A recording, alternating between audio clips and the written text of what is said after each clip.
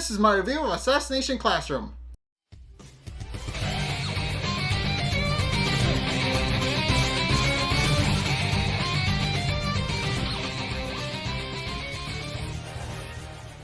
Okay, so in this episode, we're properly introduced to the Reaper, and he's admittedly a bit of a scary bastard. So it starts off with Irina talking to her students, and specifically the girls, about their new combat uniforms that Karasuma got everybody.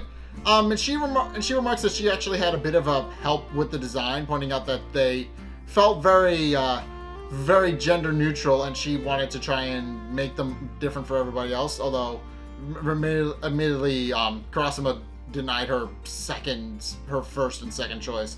Because they're mainly because they're too skimpy, but she even remarks that she didn't even get a thank you for her contribution, and that he didn't even get her a present. At which point the students realized that her birthday was not too long ago, and then they resolve to try and make a big convoluted thing where to make Karasuma get her a present so that he could actually help with that and try to mend the rift in their relationship, as it were, kind of sort of. But so what they did was they had all of the students go and distract Irina during a tutoring session, with her openly remarking that not only does Karasuma not seem to notice her, pointing out that she can't even get him to look in her direction, and now she's at the point where she doesn't care if she gets a gift from 1,000 different people, as long as she doesn't get one from him. She's kind of upset. And also she remarks that she can't get in contact with Lovro and feels kind of alone. So at which point some of the female students come in, ask her for some private tutoring, and then take her outside to go out in the wilderness to basically make her the center of attention for the day. And this is all to keep her distracted while Nagisa and his friends go to find a present for her. Although they're not entirely sure what to get her until they're approached by a florist who declares that they're going to actually need some flowers for that. It's pointing out that flowers are actually a very perfect analogy for the human condition, and that's likely that flowers will always be appreciated as good gifts regardless of the circumstances. And also, Nagisa remarks that they recognize him as the guy who called in the whole incident regarding the principal from last episode, and that they kind of know him personally, kind of sort of to an extent. But in any case, they decide to buy the flowers, and then arrange for Karasuma to give them to Irina, pointing out that it would mean more coming from him than the other way around. Although they also openly remark that Karasuma seems a little bit dense, which we've already established, but they openly remark that he needs to give her the flowers because it's important to her if that happens. And once everything is in place, the rest of the students that are keeping Irina busy decide to just kind of flake off and go do something else. At which point Irina kind of leaves in a huff, realizing that she's back to being alone again.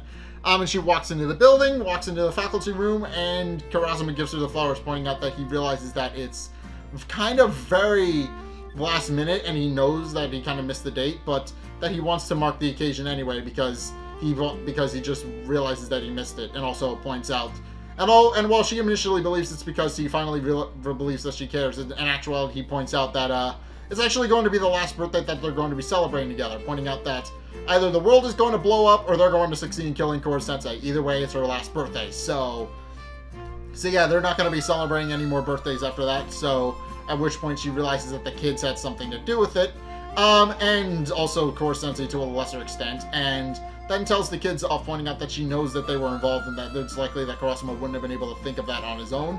And she finally realizes what a fool she's been, and realizes that she finally realizes that it was mainly a working relationship and nothing else, and she leaves the school and goes to her car to pack up and pack all of her things, and then goes on a bit of a rant about how dense Karasuma is. At which point she's approached by the Reaper and we don't see her again. At which point the student and at which point the students also point out to Karasuma that felt a bit cold, but Karasuma points out that he apparently knew she had feelings for him the entire time, and pointing out that he's a cold, heartless person by choice, and he points out that if her feelings for him or enough to dull her blade, then that's kind of a problem. At which point he leaves to go prepare for classes. But in any case, 3 days go by and they haven't heard from Irina, and they realize they maybe have crossed the line. And they decide what to do. And also, Kora Sensei leaves to go to a soccer game. I'll get to that in a minute. But he leaves to go to a soccer game, and the other students begin to contemplate what's going on. At which point, the florist walks in, pointing out that they tried their best and that they didn't do well. But that's a good thing he did, because now he has some leverage. At which point, he reveals himself to be the Reaper, and I think you see where this is going. So, yeah, as it turns out, the Reaper has been spying on Kora Sensei's class for a while, and has been keeping close tabs on them. And sure enough, now has a leverage point that he can use to actually get them to do what he wants and take out Kora Sensei himself. And case in point, he reveals that he reveals via a picture that he sent to Ritsu that he actually kept they actually took Irina hostage in this plan, and is planning to either send her back in pieces if they don't cooperate and work with him. At which point he leaves with a map and a note on the back telling them what to do, telling them detailed instructions, and then he just kind of leaves the room without anybody noticing. At which point they realize they need to do something, pointing out that they can't just walk into a trap. At which point Tarasaka remarks that they should probably dress for the occasion, pointing out that they're going to need their special combat gear to actually go in and get in there stealthily. And they decide that if they're going to do this, then it's likely the best choice, because they're going to be doing it on someone else's behalf. And with that, they actually go to the location that they're supposed to go, and tells Ritsu to contact Kora Sensei at midnight should something happen to them. At which point they proceed to go into the base, and they're immediately caught in like rats. So yeah, basically the Reaper just kind of designed the building that they were going to infiltrate to function like a cage, and they just kind of retreat back down in the basement. When the Reaper reveals himself, and that he's also in the same room as Irina, and points out that now he gets to have some fun, because now all they have to do is wait for Kora Sensei to show up, and then he'll be able to finish him off. But what the students actually remark is that he feels like that it's a bit of a waste that he doesn't kill them all individually and just get it over with, but with him realizing that, with the Reaper even admitting that might be too easy.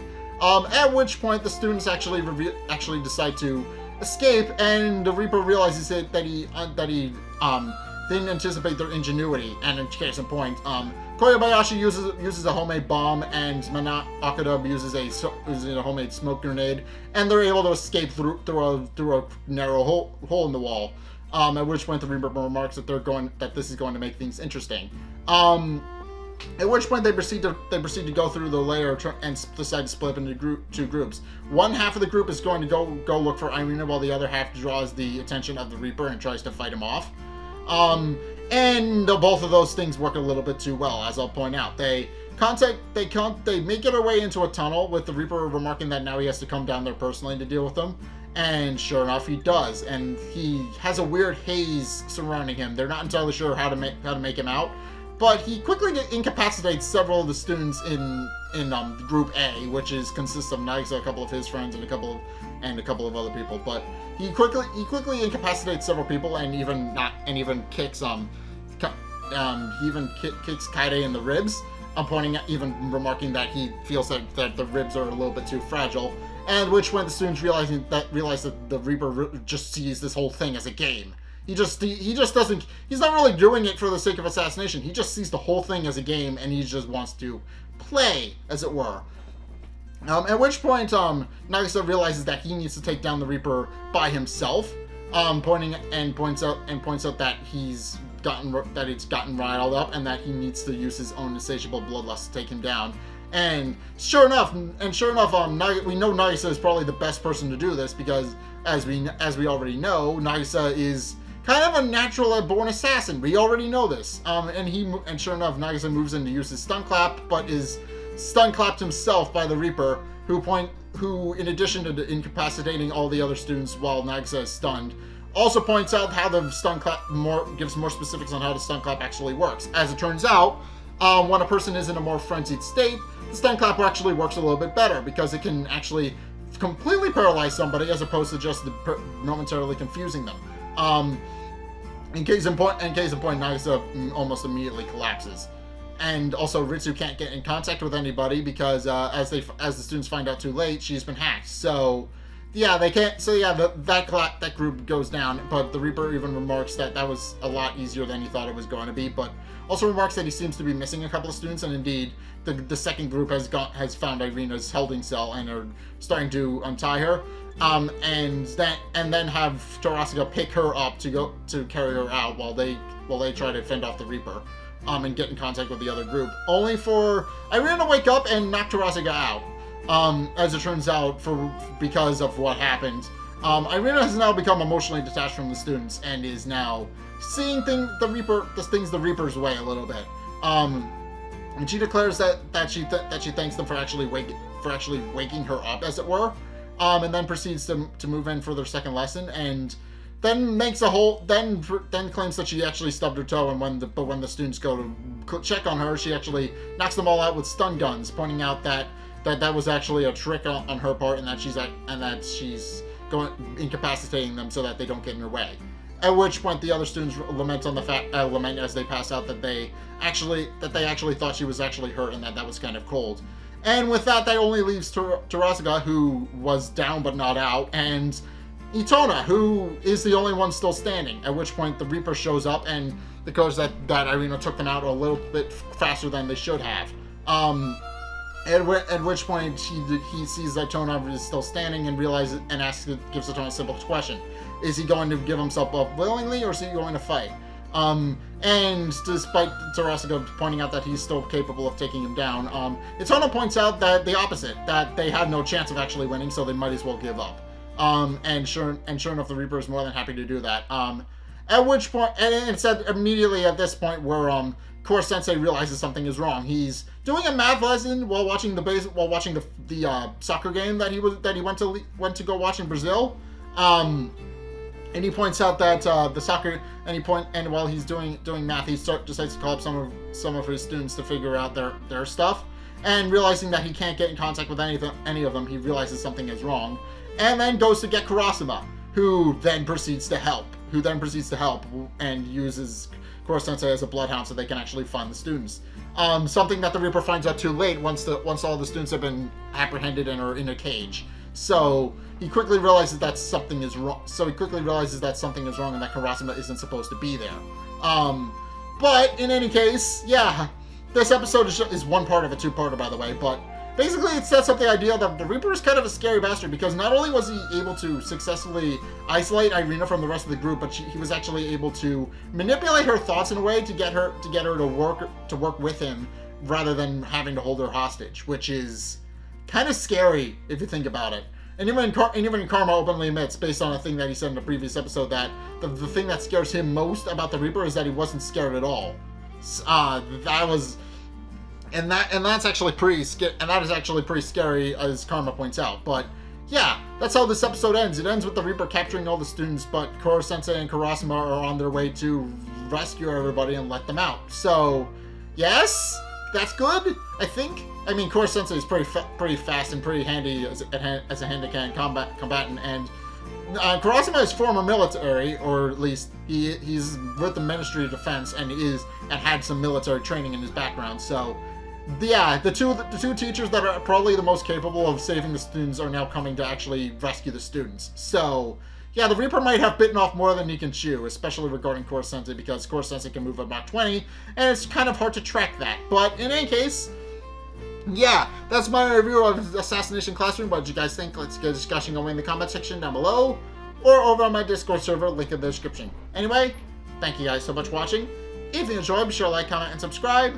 Also, be sure to follow me on Facebook and on Twitter in the description below.